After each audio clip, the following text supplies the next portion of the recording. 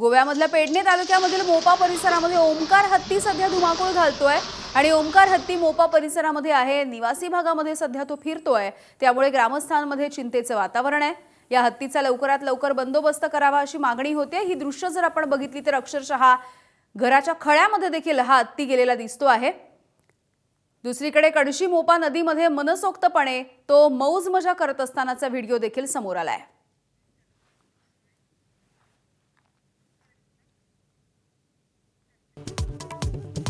नाशिकमध्ये लैंगिक अत्याचाराचं तिसरं प्रकरण समोर। खासगी कंपनीमध्ये महिलांवरती लैंगिक अत्याचार झाल्याचं उघडकीस।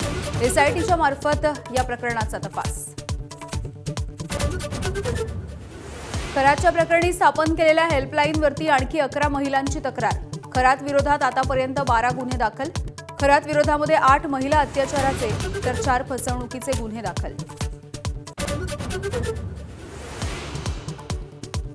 बारामती पोटनिवडणुकीमध्ये सुनेत्रा पवार यांच्या विरोधात तब्बल 52 उमेदवार रिंगणात। भाजप सुनेत्रा पवार यांच्या पाठीशी खंबीरपणे उभा राहील, फडणवीसांची ग्वाही।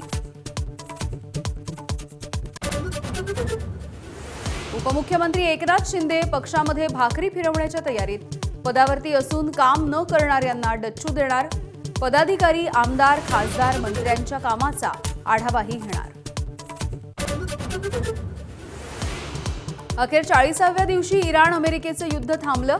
2 आठवड्यांसाठी हल्ले नाहीत, ट्रम्पची घोषणा। होर्मुझची सामुद्रधुनी उघडण्यावरती सहमती। अमेरिकेनं 10 अटी मान्य केल्याचा इराणचा दावा। एबीपी माझा, उघडा डोळे बघा नीट।